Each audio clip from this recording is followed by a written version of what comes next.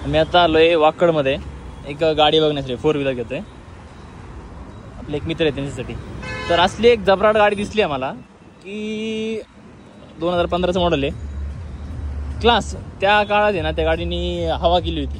तसली गाडी भेटली आपल्याला.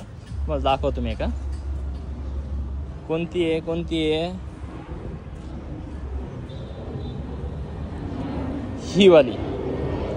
म्हणजे गाडी अशी कंडिशनमध्ये, फुल कंडिशनमध्ये ती SX4 2015 जेन्युइन चाललेली गाडी आहे. 85,000 किलोमीटर.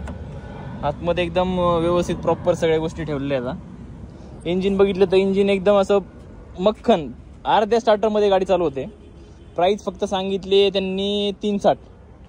जबरदस्त गाडी.